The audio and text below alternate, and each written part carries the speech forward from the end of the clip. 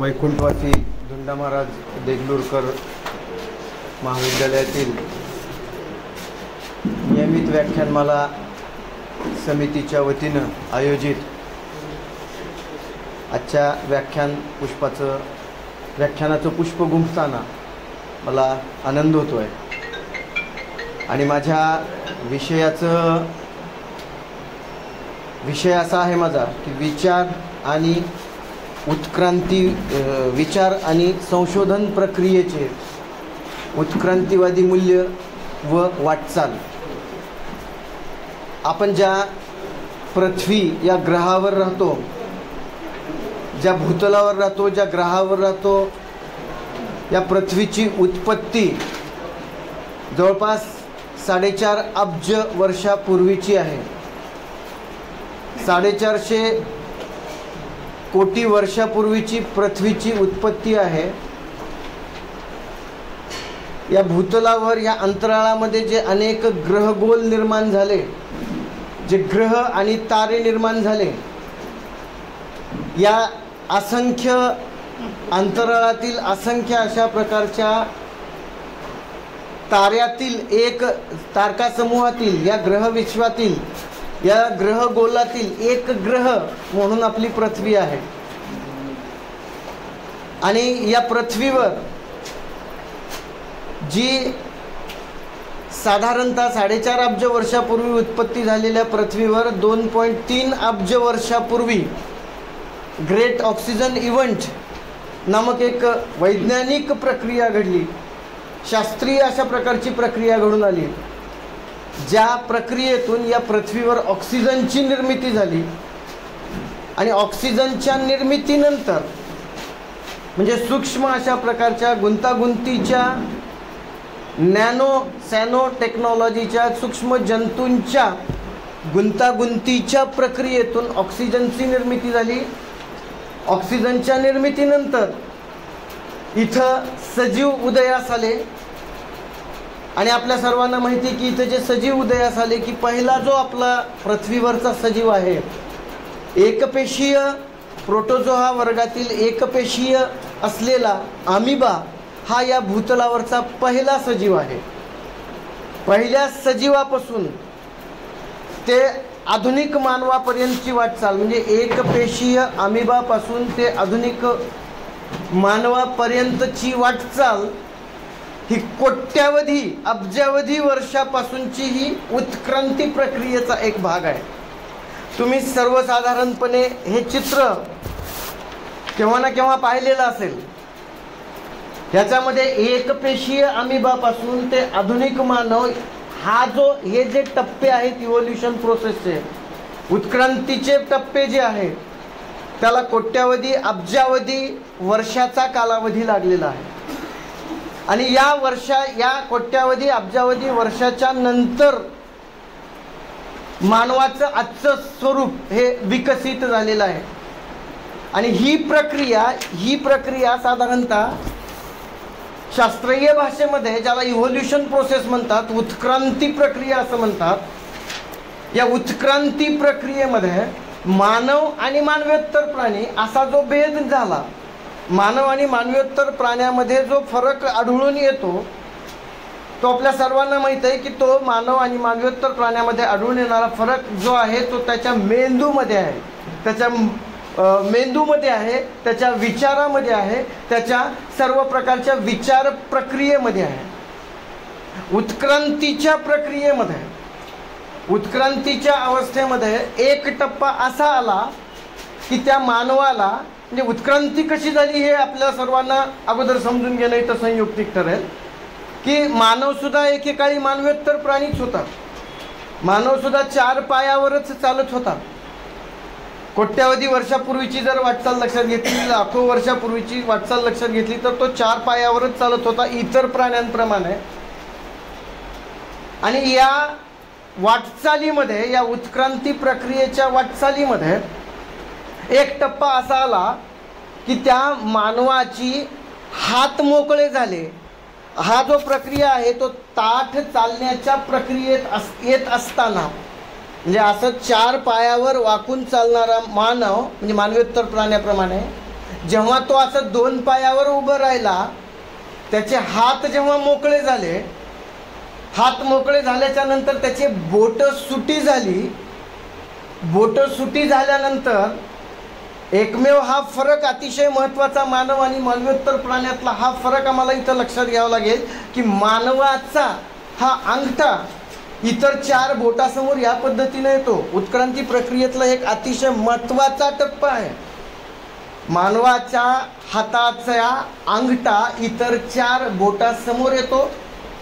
तो झाला बोटं सुटी झाल्यामुळं ही किमया मानवाला लाभली आणि तो अंगठा सुटा झाला असल्यामुळे मानव हा असा वस्तू आपल्या हातामध्ये पकडू शकतो आणि वस्तू तयार करू शकतो. म्हणजे हा फरक मानव आणि मानवोत्तर प्राण्यातला जो तयार झाला तो उत्क्रांतीवादी प्रक्रियेचा एक भाग आहे. आणि इथून मानवाच्या विकासाला जे पंख फुटले, मानवाची जी विकास प्रक्रिया सुरू झाली, या प्रक्रियेमध्ये ह्या अंगठा सुटा होणं हा एक अतिशय महत्त्वाचा टप्पा आहे. साधारणतः मानव हा विचार करणारा प्राणी असं म्हटलं जातं, परंतु हे सत्य, हे तत्व अर्धसत्य आहे. मानव हा केवळ विचार करणाराच प्राणी नाही आहे, तर मानव हा टूल मेकिंग ॲनिमल आहे. म्हणजे अवजारं तयार करणारा, हत्यारं तयार करणारा सुद्धा तो मानव आहे, मानव प्राणी आहे. आणि म्हणून या उत्क्रांतीच्या प्रक्रियेमध्ये जेव्हा ही सुटा झाला तेव्हा त्यांनी हत्यारं तयार करायला शिकला. वेगवेगळी म्हणजे प्राथमिक त्याचं हत्यार जर कोणतं असेल तर हातकुरा त्यानं बनवलेलं, म्हणजे दगडाला आकार देऊन, दगडाला असं घोटीव आकार देऊन त्याला फांदी जोडून झाडाची पहिल्यांदा बनवलेलं हत्यार आहे, प्राथमिक हत्यार आहे ते म्हणजे हातकुराड. आणि मग इथून एक एक वेगवेगळ्या प्रकारच्या त्याच्या विचाराला गती येत गेली. मेंदूचा विकास एवढ्या मोठ्या प्रमाणात होऊ लागला, म्हणजे हळूहळू, की मेंदूच्या विकासाच्या अवस्थेत अशा प्रकारचा मानवाचा मेंदू, ज्याला हे 2 अर्धगोल आहेत, करड्या रंगाच्या मेंदूचा समावेश, ज्याला न्यूओकॉर्टेक्स असं म्हटलं जातं, अशा प्रकारचे हे 2 जे भाग मेंदूचे निर्माण झाले, तोही एक महत्त्वाचा टप्पा मानवाने गाठला. म्हणजे अशा प्रकारचे 2 गोल मेंदूमध्ये विकसित झाले उत्क्रांती प्रक्रियेतून. करड्या रंगाचा समावेश मेंदूमध्ये झाला आणि हा जो मेंदू आहे या मेंदूमध्ये असंख्य अशा प्रकारच्या पेशींचं अस्तित्व असतं. तसं मानवाची उत्पत्तीच पेशीपासून झालेली आहे. एक पेशी अमिबा हा सर्वात आपला पहिला पूर्वज, आणि त्याच्यानंतर ही उत्पत्ती झाली आणि पूर्ण आपलं जे देह आहे, पूर्ण जे शरीर आहे, या शरीरामध्ये असंख्य अगणित अशा प्रकारच्या पेशी असतात. आणि त्याचप्रमाणे मेंदूमध्ये सुद्धा तितक्याच अगणित अशा प्रकारच्या पेशी असतात. आणि मेंदूतल्या ह्या पेशींचं म्हणजे अशा प्रकारच्या ह्या कोट्यावधी अब्जावधी पेशी या मेंदूमध्ये कार्यरत असतात. सर्व शरीरात जशा प्रकारच्या पेशी असतात अगदी त्याच पद्धतीनं मेंदूतल्या पेशी या पद्धतीच्या असतात. फक्त मेंदूतल्या पेशीचं वैशिष्ट्य असं की ज्या मेंदूतल्या पेशी आहेत त्या एकदा मृत झाल्यानंतर पुन्हा जिवंत होत नसतात. बाकी सर्व शरीरातल्या पेशींचं वैशिष्ट्य हे आहे की त्या पेशी ठराविक कालावधीनंतर मृत पावतात आणि त्या पेशींची जागा नवीन पेशी घेत असतात. आणि अशा पद्धतीनं सातत्यानं ही चालणारी प्रक्रिया असते. तर मेंदूच्या विकास प्रक्रियेमध्ये या प्रकारचा हा एक टप्पा महत्त्वाचा मानवाच्या ह्याच्यात लाभला. आणि विचार प्रक्रियेचं त्याच्या केंद्र न्यूओकॉर्टेक्स, सेरेब्रल कॉर्टेक्स किंवा ज्याला नवमेंदू म्हटलं जातं, हे मानवाच्या मेंदूतल्या विचार प्रक्रियेचं अत्यंत महत्त्वाचं केंद्र आहे. इथं उत्क्रांतीवादाचा टप्पा पाहत असताना आम्हाला जाता जाता इथं एक गोष्ट लक्षात घ्यावी लागेल की ग्रहगोल जे फिरत आहेत अवकाशामध्ये, अब्जावधी वर्षापासून त्यांचं परिवलन आणि परिभ्रमण जे चालू आहे, त्या परिवलन परिभ्रमणच्या कक्षेमध्ये तिळमात्रही अद्याप फरक पडलेला नाही. पृथ्वीचं परिवलन परिभ्रमण जे 365 दिवसाची जी सूर्याला प्रदक्षिणा घालतीये पृथ्वी, त्याच्या गतीमध्ये कुठलाही फरक पडलेला नाही. किंवा सौर ऊर्जा जी येते सूर्यापासून आपल्या भूतलावर, त्या सौर ऊर्जेत सुद्धा यत्किंचितही पृथ्वीच्या उत्पत्तीपासून जी भूतलावर जी पृथ्वीवर सूर्यापासून जी ऊर्जा येते, त्या सौर ऊर्जेमध्ये यत्किंचितही घटही झाली नाही आणि वाढही झाली नाही. फक्त इथून जे परावर्तित ऊर्जा होती त्याच्यामध्ये मात्र घट झाल्यामुळं ग्लोबल वॉर्मिंग किंवा उष्ण हवामानाचे इथं संकेत, म्हणजे उष्ण हवामानाची किंवा ग्लोबल वॉर्मिंगची समस्या आपल्या इथं निर्माण झालेली दिसून येते. म्हणजेच मला इथे या ठिकाणी हे सांगायचं की कोणतेही ग्रह गोल, राहू केतू मंगळ शनी हे जे आम्हाला पिडतात असं आम्ही म्हणतो, ते ग्रासतात आमच्या जीवनाला असं जे आम्ही म्हणतो, त्या सर्व कल्पना खुलचट कल्पना आहेत, बकवास कल्पना आहेत असं माझं मत आहे किंवा माझा त्या तत्वावर विश्वास आहे. तुम्ही सर्वांनी त्या तत्वावर विश्वास ठेवावा असा माझा मुळीच आग्रह नाही. फक्त उत्क्रांतीच्या प्रक्रियेतलं हे एक नैसर्गिक सत्य, हे एक वैज्ञानिक सत्य महत्त्वाचं वाटलं, ते तुमच्याशी मला शेअर करणं आवश्यक वाटलं. आता मेंदूच्या मध्ये ज्या मज्जा म्हणजे पेशींचं जे जाळं असतं, तर विचार प्रक्रिया म्हणजे काय? मानवानं जेवढं काही संशोधन केलेलं आहे, जेवढे काही शोध लावलेले आहे, जेवढं काही संशोधन केलेलं आहे, सर्च अँड रिसर्च, हे सर्व मानवाच्या विचार प्रक्रियेतून घडलेलं आहे, कल्पनाशक्तीतून घडलेलं आहे. विचार प्रक्रियेचा तो एक म्हणजे विचार प्रक्रियेतून अवतरलेलं संशोधन आहे. विचार म्हणजे काय आहे? विचार प्रक्रिया म्हणजे काय आहे? तर विचार प्रक्रिया म्हणजे आमच्या मेंदूमध्ये अगणित अशा प्रकारच्या मज्जापेशी जोडण्या झालेल्या असतात. Neural circuits, multi dimensional neural circuits मेंदूतल्या असंख्य पेशींची परस्पर जी संपर्क रचना असते, परस्परांमध्ये जे दळणवळण होत असतं, त्यातून विचार प्रक्रिया प्रस्तुत होत असते. साधारणतः विचार म्हणजे काय? मग समोर विचार म्हणजे आपल्याला त्याचा अर्थ पाहताना असं लक्षात घ्यावं लागेल की समोर अस्तित्वात असलेल्या किंवा नसलेल्या सुद्धा, अस्तित्वात असलेल्या, समोर उभ्या असलेल्या, समोर अस्तित्वात असलेल्या किंवा नसलेल्या गोष्टींविषयी, बाबींविषयी आपल्या मनामध्ये, मेंदूमध्ये चालणारी जी मानसिक क्रिया असते त्याला विचार असं म्हणतात, विचार प्रक्रिया असं म्हणतात. आणि या विचार प्रक्रियेमध्ये अनेक मज्जापेशीय जोडण्या एकत्रित येत असतात, संपर्क रचना असते, त्यांच्यामध्ये दळणवळण होत असतं आणि त्यातून विचार माणसाचे स्फुरतात, माणसाला विचार सुचतात, माणसाच्या विचारामध्ये म्हणजे विचाराला एक विचार त्याचे या पद्धतीनं तयार होत असतात मेंदूमध्ये, मनामध्ये. या विचाराचा आढावा घेत असताना, विचार प्रक्रियेचा आढावा घेत असताना एक शास्त्रीय सत्य इथं आम्हाला लक्षात घेणं आवश्यक आहे. एक संशोधन असं सांगतं, एक निरीक्षण असं सांगतं की सरासरी मानवाच्या मेंदूमध्ये सरासरी 24 तासाला मानवाच्या मेंदूमध्ये जवळपास 70,000 विचार येत असतात. इतका फास्ट प्रोसेस विचाराची होत असते, इतक्या गतिमानतेनं आपल्या मेंदूतल्या विचार प्रक्रियेचं सत्र सुरू असतं. आणि हेही एक सत्य आहे की त्या 70,000 विचारापैकी जवळपास 60 ते 70% विचार हे नकारात्मक स्वरूपाचे असतात, निगेटिव्ह थिंकिंग असते, नकारात्मक स्वरूपाचे असतात. आणि म्हणून जवळपास आम्ही 45 ते 50,000 नकारात्मक विचाराचं बांडगुळ आमच्या मेंदूवर घेऊन वावरत असतो, आपण व्यवहार करत असतो.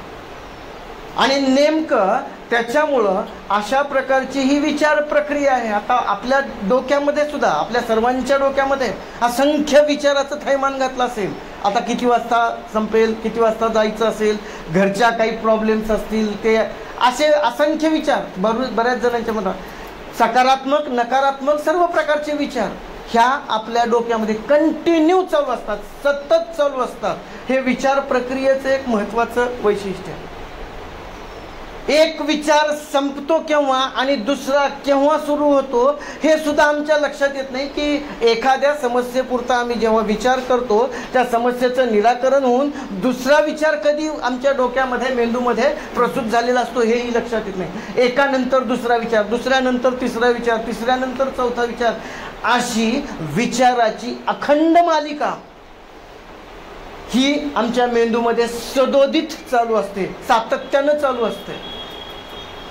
आणि म्हणून जर या प्राचीन भारतीय ऋषीमुनींनी असेल किंवा अनेक संत महंतांनी जे सांगितलेलं आहे स्थितप्रज्ञ राहणे, तर स्थितप्रज्ञ राहणे म्हणजे काय की दोन विचाराच्या मधला कालावधी, शून्यावस्थेचा कालावधी हा अधिक प्रमाणात वाढवणे, म्हणजे शून्यावस्थेचा कालावधीत वाढ करणे म्हणजे स्थितप्रज्ञ अवस्था. म्हणजे त्याला दुसऱ्या भाषेमध्ये विचाररहित अवस्था किंवा थॉटलेस स्टेज असंही आपल्याला म्हणता येईल.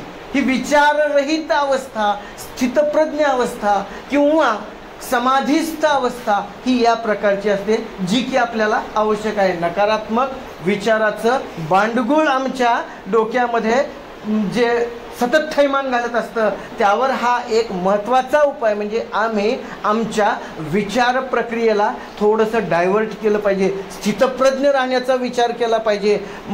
प्रामुख्याने म्हणजे समाधीस्थ अवस्थेपर्यंत जाण्याचा प्रयत्न केला पाहिजे, जेणेकरून आपलं मन शांत स्थिर होण्यास, विचार प्रक्रिया थांबली की मन प्रक्रिया म्हणजे मन शांत होण्यास मदत होते. अर्थात विचार बंद जरी करता आले नाही तर ॲटलिस्ट म्हणजे समाधीस्थ अवस्था आम्हाला जरी प्राप्त होऊ शकली नाही, आपल्या काही मर्यादा आहेत. आपण म्हणजे ऋषीमुनी इतकी आपली एकाग्रता होणार नसली, आपल्या काही मर्यादा आहेत. त्याच्यामुळं विचार बंद जरी करता आले नाही, विचाराची दिशा मात्र आम्हाला नक्की बदलता येऊ शकते. आणि त्याच्यामुळं विचाराचंच साम्राज्य या भूतलावर असतं. जे काही ह्या भूतलावर जेवढे काही शोध लागलेले आहेत, जितकं काही संशोधन झालेलं आहे, ते सर्व जेवढी काही मानवाने भौतिक संस्कृती निर्माण केलेली आहे, अभौतिक संस्कृती निर्माण केलेली आहे, ती सर्व भौतिक संस्कृती असेल अभौतिक संस्कृती असेल, त्या सर्व प्रक्रियेचा शोध म्हणजे त्या सर्व प्रक्रियेचा घटक काय आहे तर आमची विचार प्रक्रिया. विचारातून हे शोध लागलेले आहे. कुठलीही भौतिक वस्तू घ्या, कोणतीही भौतिक वस्तू घ्या, टेबल घ्या, खुर्ची घ्या, कम्प्युटर घ्या, हे अगोदर मानवाच्या डोक्यामध्ये विचारामध्ये म्हणजे मेंदूमध्ये आलेल्या विचार प्रक्रियेचा एक भाग असतो आणि त्यातून हे विश्व अवतरलेलं असतं. एखादा चित्रकार सुंदरसं चित्र काढतो, तो चित्र काढतो म्हणजे जे सर्वसामान्याला तुम्हाला आम्हाला न दिसणारे बिंदू त्याला त्या कागदावर दिसत असतात आणि तो त्याच्या विचाराप्रमाणे सूचना करून त्याची ब्रश चालवत असतो आणि एक अप्रतिम अशा प्रकारचं चित्र तयार होत असतं. तद्वतच एखादा शिल्पकार पाषाणातून अप्रतिम अशा प्रकारची मूर्ती साकारतो. त्या मूर्तीचं स्वरूप त्याच्या अगोदर कल्पनेमध्ये निर्माण झालेलं असतं, त्याच्या विचारामध्ये निर्माण झालेलं असतं आणि त्या म्हणजे जे आम्हाला एखादा पाषाण वाटतो, परंतु त्याच पाषाणातून सुंदर अशी कलाकृती निर्माण करणारा शिल्पकार त्याच्या मनामध्ये ते शिल्प तयार झालेलं असतं. म्हणजे शिल्प असो, चित्र असो, कुठलाही शोध असो, हा पहिल्यांदा व्यक्तीच्या विचार प्रक्रियेमध्ये अवतरलेला असतो. आणि म्हणून जितके काही शोध लागलेले आहेत हे भूतलावर, जेवढे काही संशोधन झालेलं आहे, तो सर्व संशोधन, ते सर्व शोध हे विचार प्रक्रियेचा परिणाम आहेत. आता लक्षात घ्या, वैज्ञानिक शोध जितके काही लागलेले आहेत, अगदी सुरुवातीचा जर बेस आम्ही लक्षात घेतला, मी आत्ता सांगितलं की मानवाचा मेंदू उत्क्रांत होत असताना अंगठा सुटा झाला वगैरे वगैरे, न्यूरोकॉर्टेक्स हा टप्पा लाभला.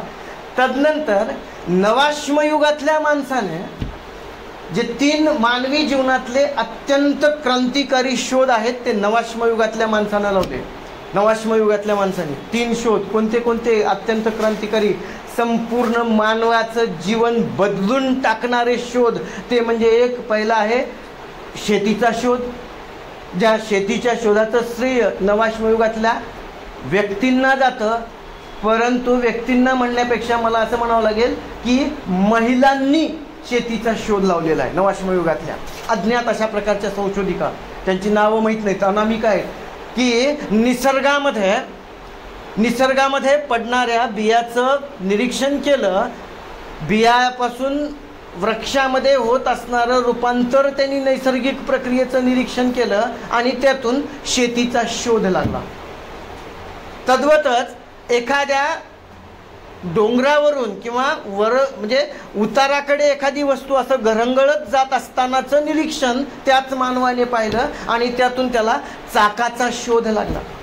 दगडावर दगड घासल्यानंतर अग्नी तयार होतो आणि तो अग्नी मानवाला उपयोगात आणता येऊ शकतो याचं भान सुद्धा नवाश्मयुगातल्याच माणसाला झालं. आणि नवाश्मयुगातले हे 3 शोध अत्यंत क्रांतिकारी आहेत. तिथून मानवी जीवन इतकं टर्निंग झालेलं आहे, इतकं म्हणजे टर्निंग पॉईंट आहे त्या 3 शोध, म्हणजे की मानवी जीवनाच्या विकासाला अतिशय गती प्राप्त झाली. इथं आणखीन एक गोष्ट आम्हाला लक्षात घेणं गरजेचं आहे की शोध आणि संशोधन याच्यामध्ये फरक आहे.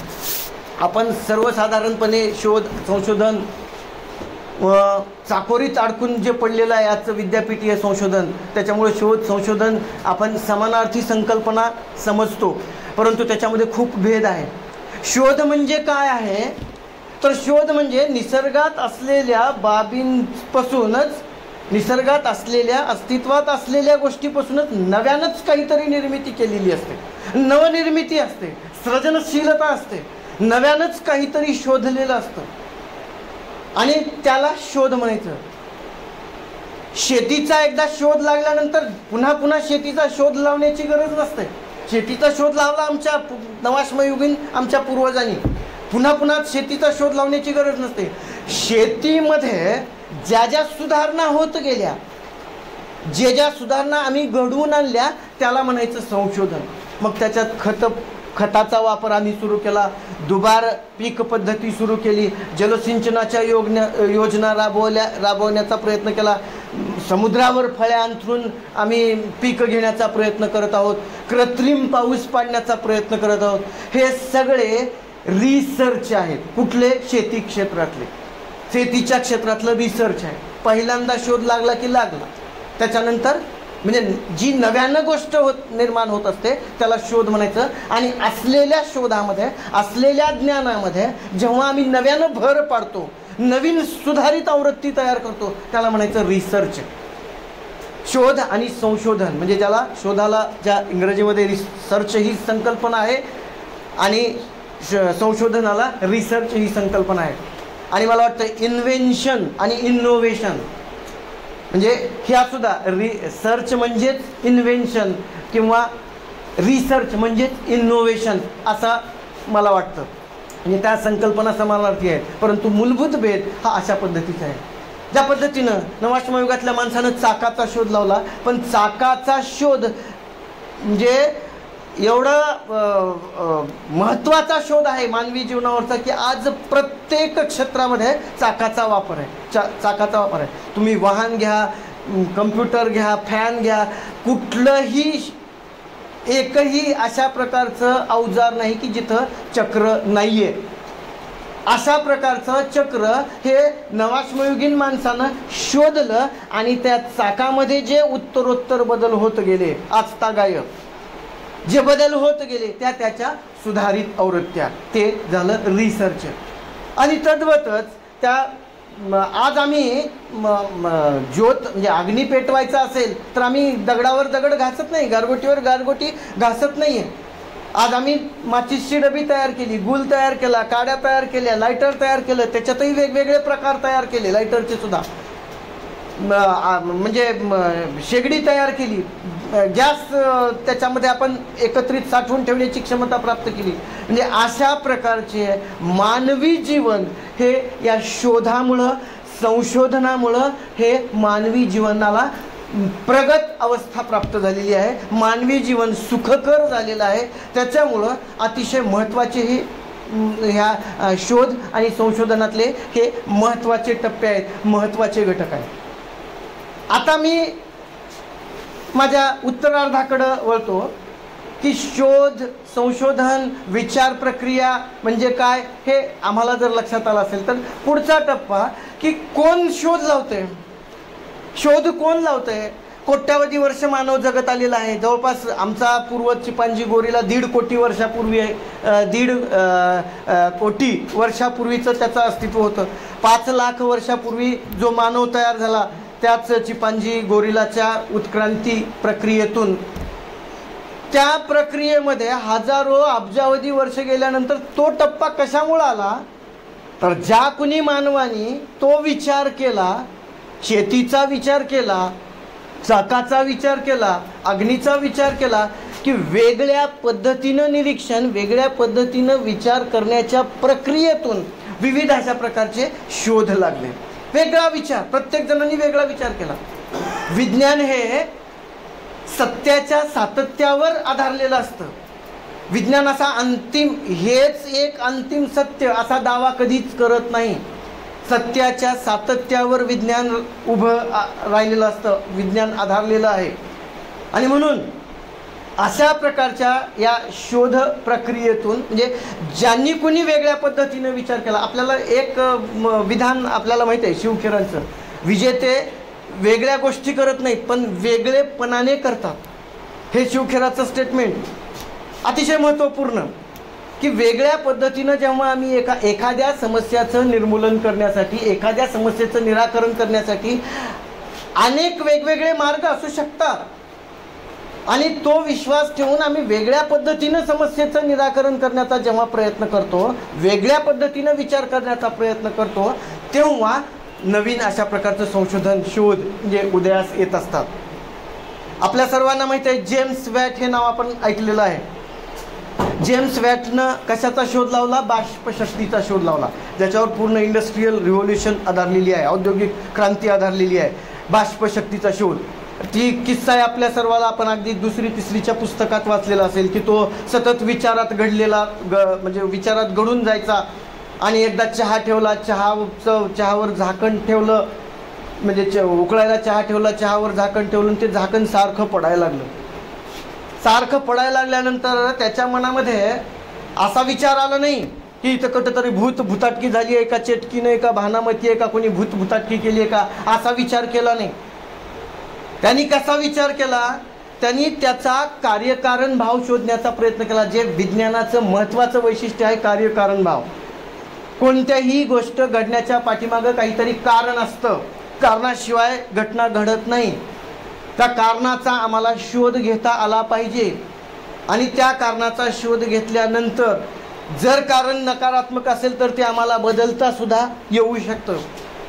म्हणून जेम्स वॅटनं भूत भानामती झाली असा विचार, असा म्हणजे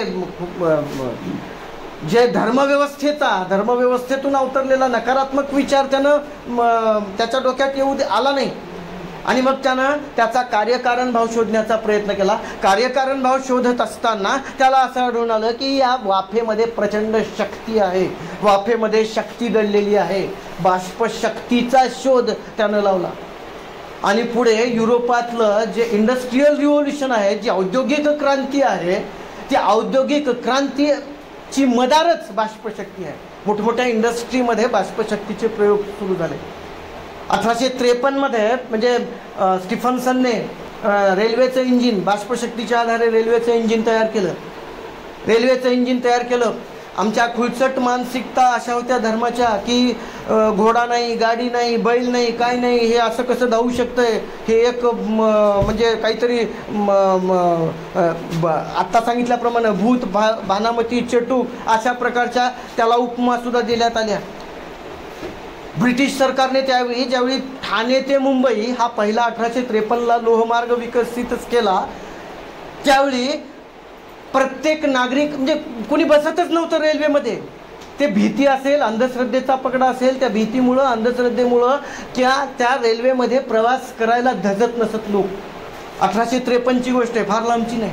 तेव्हा ब्रिटिश सरकारने त्या रेल्वेमधून प्रवास करणाऱ्यांना 1-1 रुपया दिला की बसा तुम्ही, काही होणार नाही. आणि मग त्याच्यानंतर लोक बसायला लागल्यानंतर मग 1 रुपयावरून 50 पैसे आणले, 50 पैशावरून 25 पैसे आणले, पुन्हा फ्री केलं म्हणजे पैसे न देता बसवले आणि पुन्हा तिकीट सुरू केलं. म्हणजे एखादा शोध लागल्यानंतर सुद्धा तो समाज मान्य व्हायला किती कालावधी जात असतो हे इथं लक्षात घ्या. जेम्स वॅटनं अशा पद्धतीनं लावला शोध, वेगळ्या पद्धतीनं विचार केला, बाष्पशक्तीचा शोध लावला. बाष्पशक्तीच्या शोधानंतर अवतरली इंडस्ट्रियल रिव्होल्युशन. आणखीन एक चंद्रशेखर वेंकटरमणचं जे उदाहरण आहे रामन इफेक्ट, हा सुद्धा म्हणजे कशा पद्धतीनं निरीक्षण आणि वेगळ्या पद्धतीनं विचार करण्यातून शोध लागतात त्याचंही हे आमच्या भारतातलं एक उत्तम उदाहरण की लंडन ते कलकत्ता हा म्हणजे जहाजातून प्रवास करत असताना त्यांनी निरीक्षण केलं. 3 दिवस 3 रात्र ते निरीक्षण करतायत.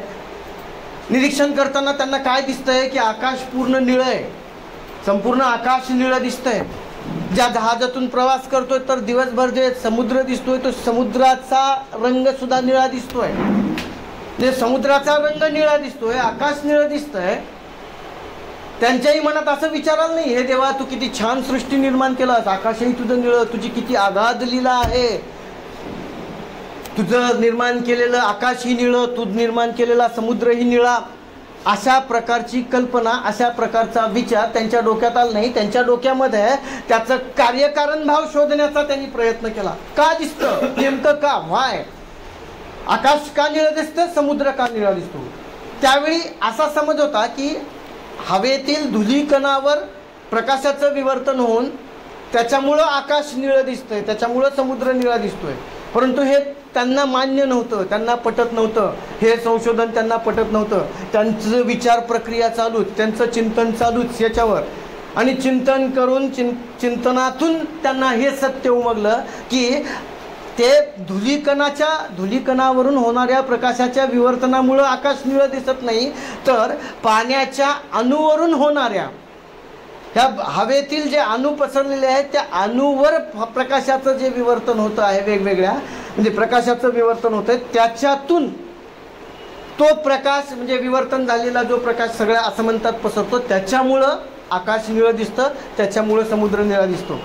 आता ह्याचं पूर्ण खोलात मी सांगू शकणार नाही, ते अवधानी सर, कदम सर सांगू शकतील. पण त्याचं तत्व बेसिक एवढं आहे की त्यांनी या पद्धतीनं विचार करून हे शोध लावला. हाच शोध त्यांनी त्या नेचर नियतकालिकात दिला. 1928ला नोबेल प्राईज त्यांना मिळालं. आणि आम्ही जागतिक म्हणजे विज्ञान दिन वगैरे 28 फेब्रुवारीला साजरा करतो. तर या पद्धतीचा शोध आहे. आणि या शोधातून मग जवळपास 200 का 2000 रासायनिक संयुगांचा अभ्यास करणं सोपं झालं आहे रामन इफेक्टच्या तत्वामुळं. म्हणजे अशा प्रकारचा हा एक शोध. वेगळ्या पद्धतीनं विचार करणारं भौतिकशास्त्राचंच अजून एक अतिशय महत्त्वाचं उदाहरण एक देतो की जॉन जोसेफ थॉम्सन आणि त्यांचे चिरंजीव जॉर्ज पॅजेट थॉम्सन, दोघंही भौतिकशास्त्राचे अभ्यासक, दोघंही गाढे संशोधक, दोघंही भौतिकशास्त्राचे अभ्यासक. 1906 मध्ये पित्यांनी जोसेफ जॉन थॉम्सननी इलेक्ट्रॉनचा अभ्यास केला. आणि इलेक्ट्रॉनचा अभ्यास करून त्यांनी असं संशोधन केलं की हे इलेक्ट्रॉन म्हणजे पार्टिकल आहे, कण आहे, कणात्मक स्वरूपात आहे इलेक्ट्रॉन म्हणजे. पुढे त्यांना त्या शोधामुळं जोसेफ जॉन थॉम्सनला या शोधामुळं नोबेल प्राईज सुद्धा मिळालं. परंतु त्यांच्याच चिरंजीवाने जॉर्ज पॅजेट थॉम्सन यांनी वडिलांचाच सिद्धांत खोडीत काढला आणि त्यांनी वेगळ्या पद्धतीचं संशोधन केलं आणि इलेक्ट्रॉनचाच अभ्यास केला, वडिलांच्याच मार्गदर्शनाखाली केला, परंतु विचार आणि तत्व वेगळ्या पद्धतीने त्यांनी प्रतिपादन केलं. त्यांनी अभ्यासांती हे सिद्ध केलं की इलेक्ट्रॉन हे पार्टिकल नाही आहे किंवा पार्टिकलच्या बरोबरच ते वेव्ज आहे, म्हणजे तरंगलहरी आहे, वेव्ज आहे. जे एकाचं संशोधन इलेक्ट्रॉन हे पार्टिकल आहे, मुलाचं संशोधन इलेक्ट्रॉन हे वेव्ज आहे. आणि आश्चर्य असं की 1937 मध्ये यांच्या शोधाला सुद्धा नोबेल प्राइज मिळालं. कोणाच्या? जॉर्ज पॅजेट थॉम्सनच्या. म्हणजे पिता पुत्राचं परस्पर विरोधी संशोधन, म्हणजे चाकोरीबद्ध विचार केला नाही मुलाने, वेगळ्या पद्धतीनं विचार केला आणि नैसर्गिक सत्य, नैसर्गिक तत्व शोधून काढण्याचा प्रयत्न केला आणि ज्यात तो यशस्वी झाला.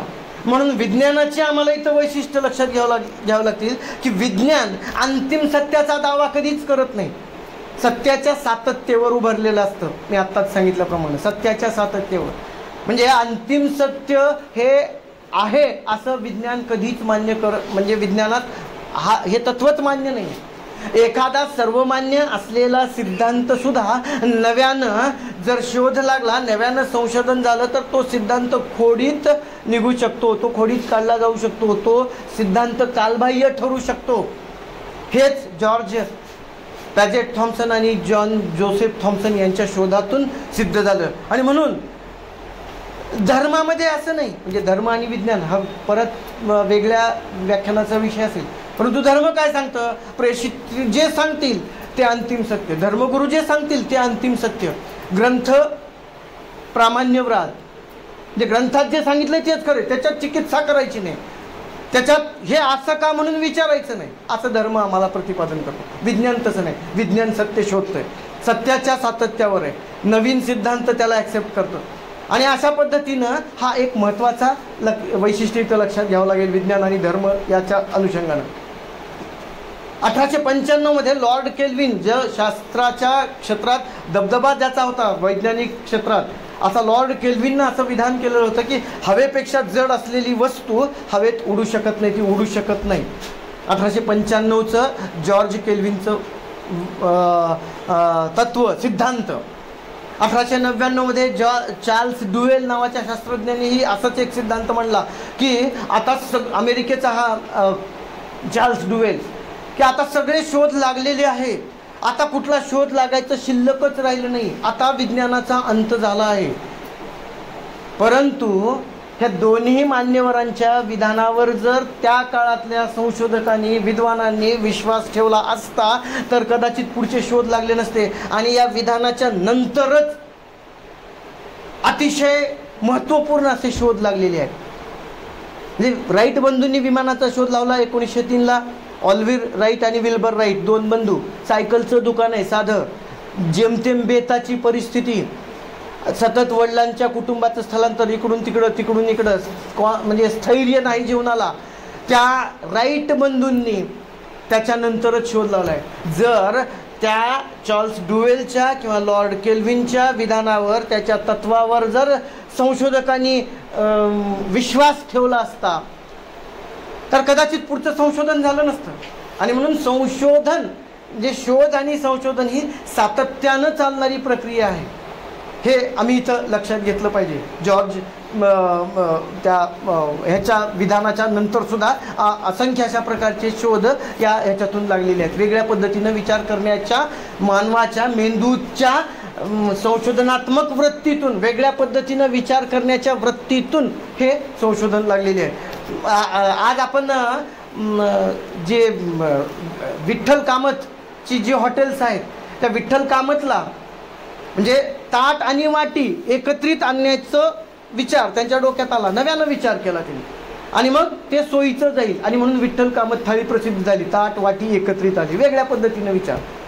जो रुडॉल्फ डायनर नावाचा व्यक्ती, की तो हॉटेलात गेला, त्याचं म्हणजे पॉकेट घरी विसरलं की चोरीला गेलं, पैसे नव्हते द्यायला, त्यावेळी त्याला क्रेडिट कार्डची कल्पना सुचली आणि मग क्रेडिट कार्ड याचा शोध लागला.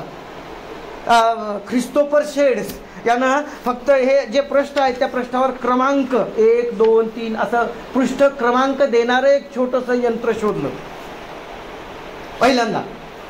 आणि त्याच्यानंतर मग या शोधातूनच पुढे त्याचंच संशोधन होऊन, त्याच्यावर संशोधन होऊन जेव्हा एखादं आम्ही पृष्ठ क्रमांक देऊ शकतो, तर पृष्ठ क्रमांक देऊ शकत असतो तर एखादं पत्र तयार करता येईल, टाईप करता येईल. या विचारातून टाईपरायटरचा शोध लागला. आज आम्ही कम्प्युटरच्या युगात आहोत. कम्प्युटरची ॲडव्हान्स व्हर्जनच्या आम्ही याच्यात आहोत. ही व्हर्जनही काही वर्षांनी कालबाह्य ठरतील. टेक्नॉलॉजी अशी आहे, सकाळची टेक्नॉलॉजी संध्याकाळी आउटडेटेड होते. अशा प्रकारच्या युगात आम्ही वावरत आहोत. म्हणजे अशा प्रकारच्या वेगळ्या पद्धतीनं विचार करण्याच्या प्रक्रियेतून मग टाईपरायटरचा शोध असेल, जेवढे शोध लागलेले आहेत, जेवढे शोध, आणि मग म्हणजे त्या पृष्ठाला क्रमांक देणारं यंत्र म्हणजे शोध, टाईपरायटर हे संशोधन, त्याच्यानंतर संगणक ही त्याची संशोधनाची सुधारित आवृत्ती. ग्रॅहम बेलनंच टेलिफोनचा शोध लावला सुरुवातीला, ग्रॅहम बेलच ना माझ्या ह्याच्यानुसार. तर जे कोणी आहे ज्यांनी टेलिफोनचा शोध लावला, ते सुरुवातीला टेलिफोन कशा प्रकारचा होता आपल्या सर्वांना माहिती आहे. गोल गोल असं ते राऊंड मारून ते नंबर डायल करायचा. त्याच्यानंतर मोबाईल ही त्याची सुधारित आवृत्ती, ॲडव्हान्स मोबाईल, स्मार्ट मोबाईल ही त्याची सुधारित आवृत्ती. आज ह्याच्यामध्ये असंख्य अशा प्रकारचा डाटा आपण स्टोरेज करू शकतो. हे अत्याधुनिक अशा प्रकारचं संशोधन, म्हणजे त्या शोध आणि संशोधन प्रक्रिया ही अशा प्रकारची चालू राहते. आता मी माझ्या अंतिम टप्प्याकडे वळतो की काही आश्चर्यकारक शोध, वेळ आहे ना, काही आश्चर्यकारक शोध म्हणजे काही शोध हे मानवाच्या त्याला स्वप्नात शोध लागलेले आहे, स्वप्नावस्थेत शोध लागलेले आहे. अतिशय महत्त्वाचं, कारण आमचं मन जे मनाच्याही 2-3 ज्या अवस्था आहेत, एक जागृत मन आणि एक सुप्त अवस्थेतील मन. जागृत मन आमचं चाकोरीबद्ध विचार करतं, परंतु प्रत्येकाच्या मेंदूमध्ये, प्रत्येकाच्या मनामध्ये एवढ्या अचाट साहसी शक्ती असतात, अचाट कल्पना येऊ शकतात. सुप्त अवस्थेतलं म्हणजे प्रचंड अशा प्रकारची गरुड झेप घेण्याची क्षमता प्रत्येक मनामध्ये असते, प्रत्येक व्यक्तीच्या मनामध्ये असते. जवळपास 1 भाग म्हणजे बर्फाचा जो तुकडा दिसतो, 1 म्हणजे दशांश भाग फक्त बर्फाचा वरचा पृष्ठभाग आम्हाला दिसतो, बाकी 9 पृष्ठभाग पाण्यात असतो. तसं आमच्या सुप्त अवस्थेतलं मन हे अनेक कल्पनाही करू शकत नाही इतके त्याची शक्ती, त्याची क्षमता मोठ्या प्रमाणात प्रत्येक जणाची असते. आणि अनेक शोध हे स्वप्नात लागलेले आहेत. अक्षरशः त्या स्वप्नात शोध लागलेले आहेत आणि म्हणजे वैज्ञानिक संशोधन मोठ्या पद्धतीनं त्यांनी घडून आणलेलं आहे. त्याच्यामध्ये मेरी क्युरी, रसायनशास्त्राची अभ्यासिका मेरी क्युरी, हे आपल्याला माहिती असेल नाव, ज्याला मादाम क्युरी सुद्धा म्हटलं जातं. म्हणजे एखादा प्रकार कसा असतो बघा, आमच्या इतिहासामध्ये मादाम कामा असा शब्द प्रयोग केला जातो. ते मादाम नाही आहे, MADAM, मॅडमचं कुणीतरी एखाद्याने मादाम म्हटलं की तेच copy paste madame madame madame. Madam MADAM, madam Marie Curie, तर madame Curie, madame Bhikaji Rustom Cama. Madame शब्दच नाही आहे, कुणीतरी केलं की लगे कॉपी पेस्ट त्याचं, तेच पिढ्यानपिढ्या मादाम कामा, मादाम क्युरी वगैरे असं नाही येते.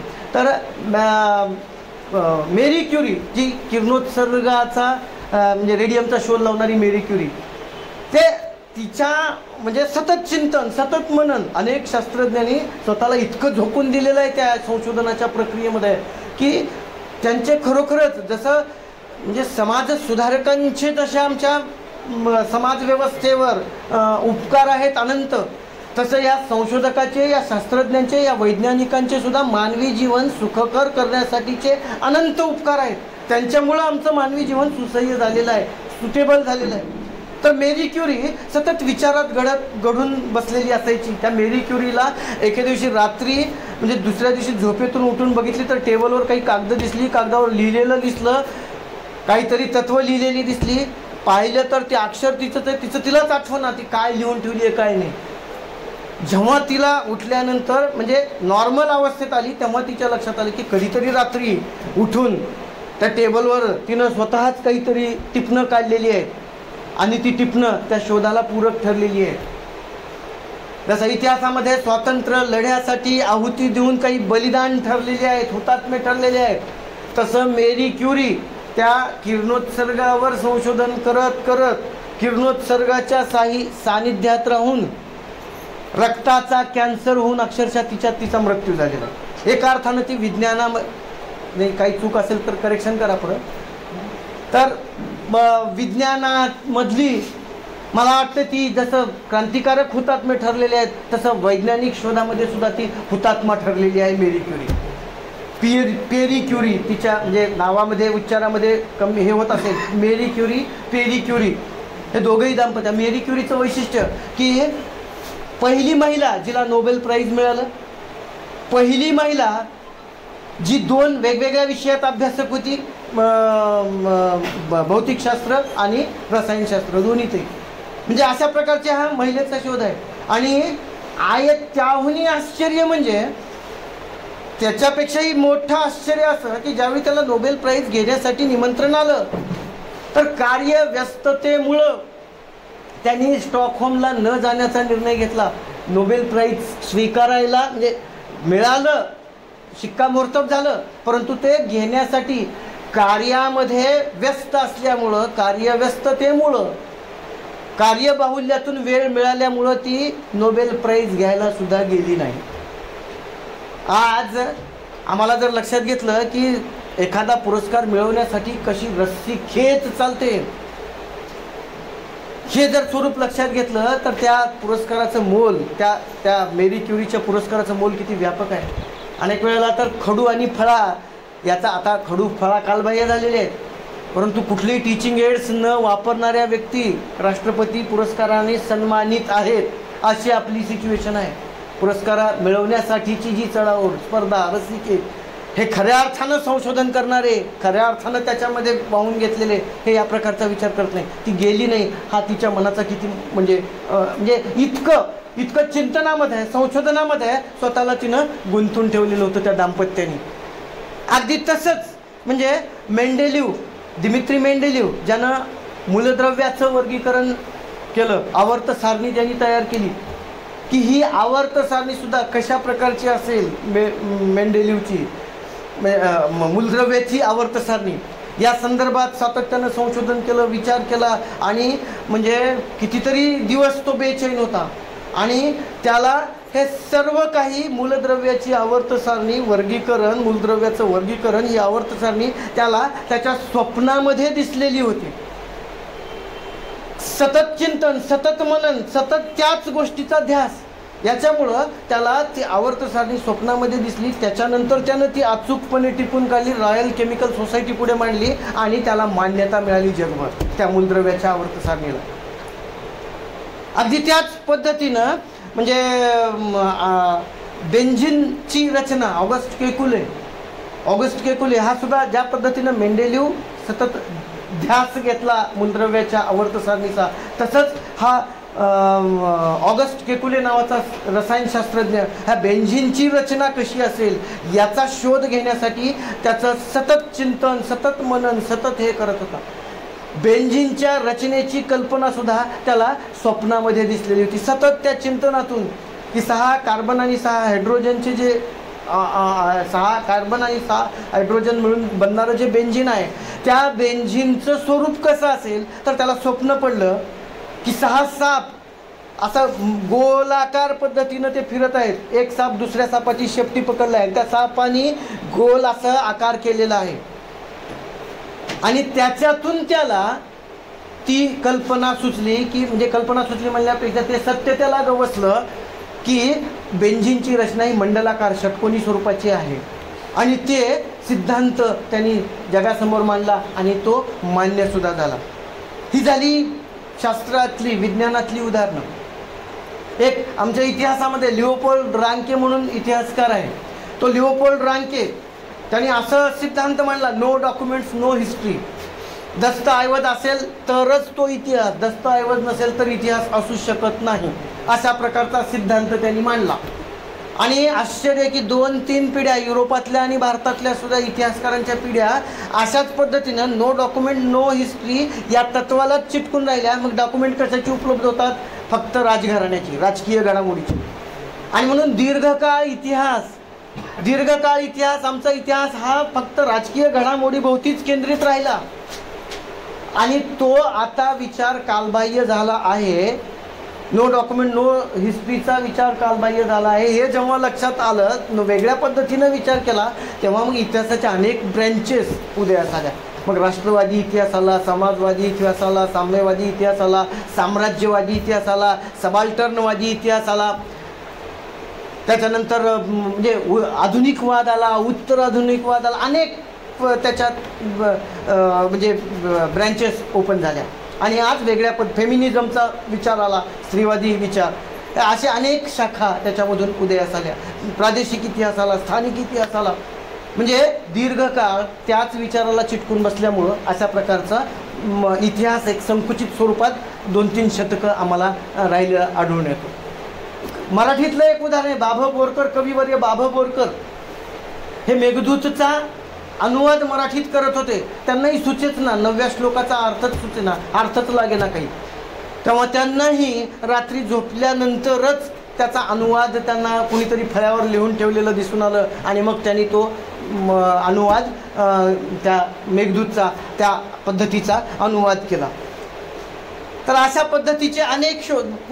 गणितातलं आहे उदाहरण रामानुजम यांनी जे म्हणजे शोध लावले गणितामध्ये, म्हणजे प्राईम नंबर असेल, इन्फायनाईट सिरीज असेल, थिटा फंक्शन्स असेल, तर त्यांचा असा विश्वास होता की स्वप्नामध्ये नम्रदेवी नावाची देवी कुणीतरी येऊन त्यांना ती कूटप्रश्न सोडवण्याचा प्रयत्न करते, ते प्रश्न सोडवण्याचा प्रयत्न करते. आणि मग त्यांनी त्याच्यामध्ये शोध लावला. असे अनेक, म्हणजे एखाद्या गोष्टीचा ध्यास घेतल्यानंतर, एखाद्या गोष्टीचं चिंतन केल्यानंतर, एखाद्या गोष्टीचं सतत आम्ही त्याच्यामध्ये वाहून घेतल्यानंतर अशा प्रकारचं नवनवीन संशोधन हाती आलेलं आहे. आणि त्या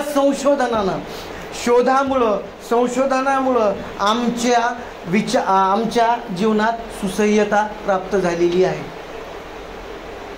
आणखीन इथं जाता जाता एवढाच मुद्दा सांगू इच्छितो की म्हणजे कार्यकारणभाव हा विज्ञानाचा महत्त्वाचा घटक आहे.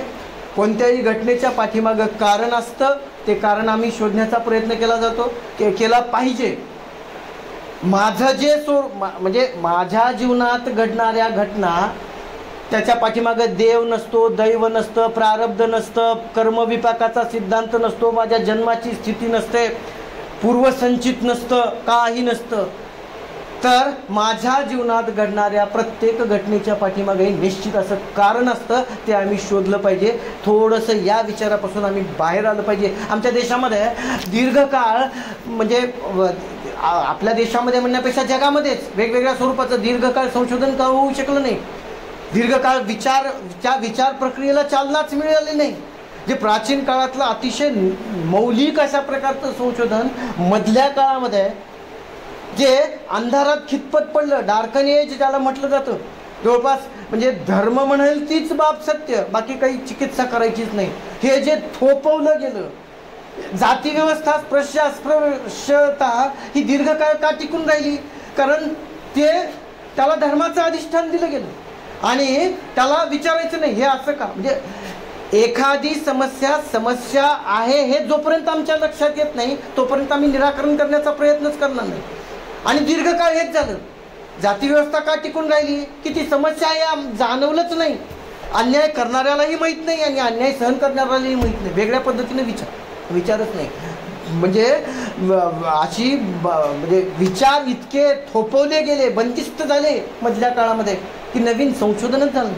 युरोपात तेच झालं. त्या दिवशी वळंकीकर सरांनी जे सांगितलं, गॅलिलिओ असेल, केपलर असेल किंवा अन्य ब्रुनो हस शास्त्रज्ञ असतील, पाखंडी ठरवलं त्यांना. ज्यांनी वैज्ञानिक सत्य सांगण्याचा प्रयत्न केला त्यांना पाखंडी ठरवलं या धर्मव्यवस्थेनं. आणि अशामुळं मधला जो काळ आहे, मध्ययुगीन काळ जो आहे, तो शोधाच्या बाबतीत, संशोधनाच्या बाबतीत थोडासा मागे राहिला. पुन्हा नव्यानं म्हणजे प्रबोधन चळवळीच्या नंतर, म्हणजे धर्म आणि समाज व्यवस्थेतल्या दोष दूर करण्याच्या चळवळीच्या नंतर सुधारणावादी चळवळीच्या नंतर आमूलाग्र अशा प्रकारचे शोध लागलेले आहेत. समाज व्यवस्थेमध्ये बदल झाले, धर्मव्यवस्थेमध्ये बदल झाले आणि विज्ञानाने एवढे मोठे शोध लावले आणि त्याच विज्ञानाचे आपण पायीक ठरणं गरजेचं आहे. अर्थात म्हणजे कुठल्याही गोष्टीचा अतिरेक होता कामा नये. म्हणजे असं म्हटलं जातं की एव्हरीथिंग एक्सेस इज पॉयझन. म्हणजे प्रत्येक गोष्ट एक्सेस जिथं झालं, जिथं अतिरेक झाला ते विष झालं. त्याच्यामुळं विज्ञानाचा शोधसुद्धा म्हणजे लागल्यानंतर त्याच्या सुद्धा एक मर्यादा किंवा त्यासुद्धा आम्ही लक्षात घेतल्या पाहिजे. कॅल्क्युलेटरचा शोध मानवी जीवनात उपयुक्त आहे, पण आम्हाला जर आम्ही त्या मेकॅनिझम म्हणजे यांत्रिक पद्धतीनं आम्ही जर ते हाताळायला सुरुवात केलं तर ते दुष्परिणाम होतात. 2+2=4 हे सुद्धा आम्हाला कॅल्क्युलेटरवर पाहिल्याशिवाय मग विश्वासच बसत नाही, अशी अवस्था मनाची होऊन जाते. त्याच्यामुळं मला एवढंच सांगायचं आहे, आपल्या मनामध्ये आपल्या विचारामध्ये असंख्य अशा प्रकारचे वेगवेगळे संशोधनात्मक पैलू असतात. त्याला आम्ही सर्वांनी चालना दिली पाहिजे. APJ कलाम ज्या पद्धतीनं म्हणतात की तुम्हाला काय स्वप्न कशी असावी, जी तुम्हाला झोपेत पडल्यावर येतात ती स्वप्न नाही तर तुम्हाला झोपू देत नाहीत. जी आत्ताची जी स्वप्नातल्या संशोधनाची उदाहरणं दिली त्या स्वप्नातच त्यांना झोपू दिलं नाही त्यांच्या ह्याच्यानी आणि मग शोध लागले. तर अशा प्रकारच्या प्रत्येकामध्ये आमच्यामध्ये क्षमता आहे, ती क्षमता आम्ही विकसित करावी. ताठरता हे नोकरशाही, ब्युरोक्रेसी, ताठरता हे थोडंसं विचार प्रक्रिये म्हणजे सकारात्मक विचार प्रक्रियेमधले स्पीड ब्रेकर्स आहेत, ते स्पीड ब्रेकर्स दूर करायला हवे. शेक्सपियरचं हॅमलेट जे पात्र आहे हॅमलेट नाटकातलं, ते सतत असं चंचल मनोवृत्ती, to be or not to be that is the question, हा जो आहे सतत चंचल वृत्ती, त्या अशा वृत्तीमुळं सुद्धा म्हणजे शोधाला मर्यादा पडतात, संशोधनाला मर्यादा पडतात. फक्त मला शेवटी समारोप असा करतो, मी सांगू इच्छितो की असंख्य अशा प्रकारची तुमच्या आमच्या मनामध्ये, मेंदूमध्ये, विचारामध्ये प्रचंड सामर्थ्य आहे. ते आम्ही स्वतः ओळखलं पाहिजे आणि त्यानुसार आमच्या विचाराला सकारात्मक दिशा दिली पाहिजे.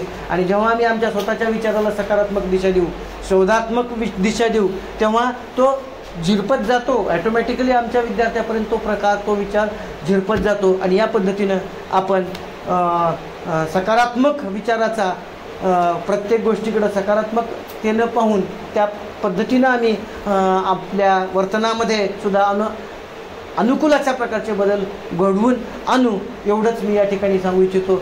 जर वेळ जास्त गेला असेल तर मी क्षमस्व, दिलगिरी व्यक्त करतो आणि मी माझी रजा घेतो. धन्यवाद.